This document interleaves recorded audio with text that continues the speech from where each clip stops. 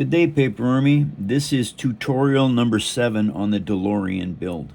Now, what I'm going to do now is I've been working on this piece, and as you can see, I've got all this ribbing in place.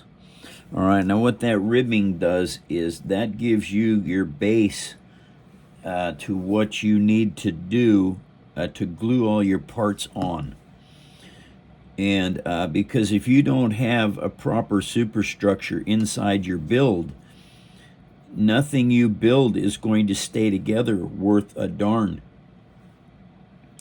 And that's something that I teach a lot on, is how to get your builds to survive long periods of playing with.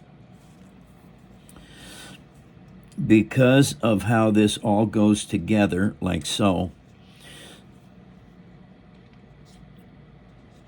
what you end up with is a very durable toy.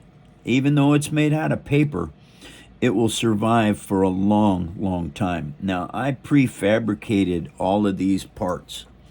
This is the windshield for this.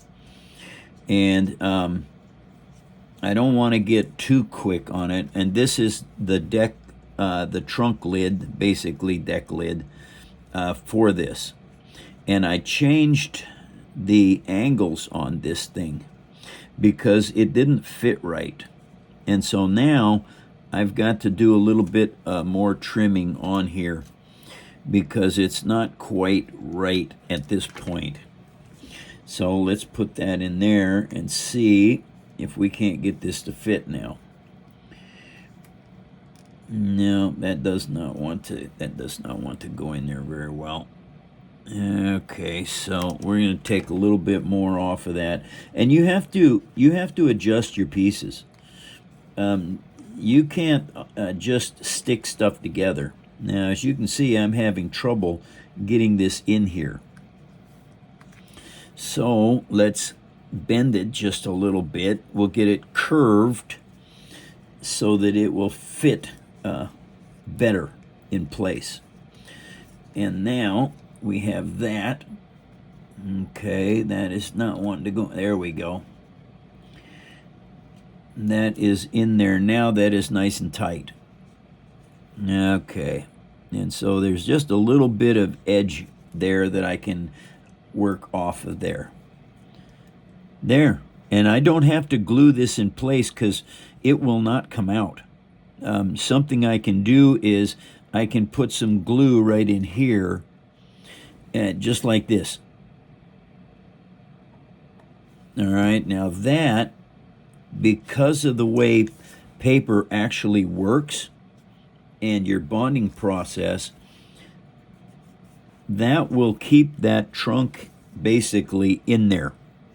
That will not ever come out because of the way it fits in, how tight it fits in here.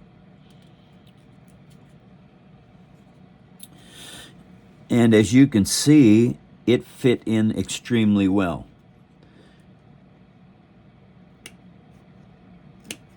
Well, I actually don't need to trim that off of there because I can sand that down. And now we look at this, make sure all the corners and everything fit good on here. It is nice and tight. Yeah, I might need to let that dry a little bit more. It doesn't want to attach right there. So we just slip a little glue in there, use this dental tool to move it around to that point, and then just tighten it back up. Tighten it up by squeezing it. That's how well that works.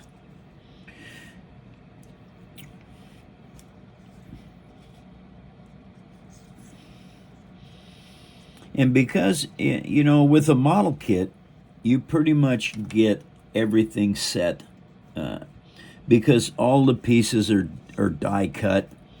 Not die cut, I should say, they're injection molded. And because they are injection molded, everything that you put together is symmetrical with the part that it needs to be placed at. All right, now that does not want to fit right. Okay, so one of the things that you have to do is you have to sand some stuff down. Now, I built this little square sanding block just for stuff like this. And what I do is I'm going to sand that piece down, and this one just a little bit as well. As you can see, it smooshes it down. Now, when I put this in place, like so, it fits better. It's still not fitting, it's not fitting quite right. Okay, so there's something else that can be done here. Because this is double thickness, I can actually sand down these inside sections here. And by sanding these inside sections down, what happens is it lets it set down in better.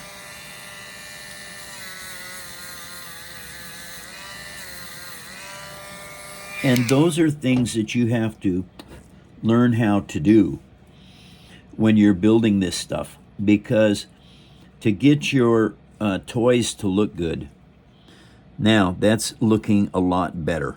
That fits down in there nice. And the cool thing is, any of these gaps, like what I have right here, you just fill that with glue, and when it dries, what you end up doing is you just paint that piece over. Okay, so now we're gonna put some of this here really good Elmer's glue on my part. All right. Okay, now we're going to put that lower part of that window in there like that. Put it on here like so. And push that down into place. And now we just kind of hold it in place for a little bit. The cool thing is, because this is so tall, I can actually sand that down once it's dry and then fill it, and then when I paint it, it's going to just completely disappear. Well, everyone, this is tutorial number 7. Number 8 will be the engine and the outside stuff like headlights and taillights, etc. Take care, Paper Army. I will see you all soon.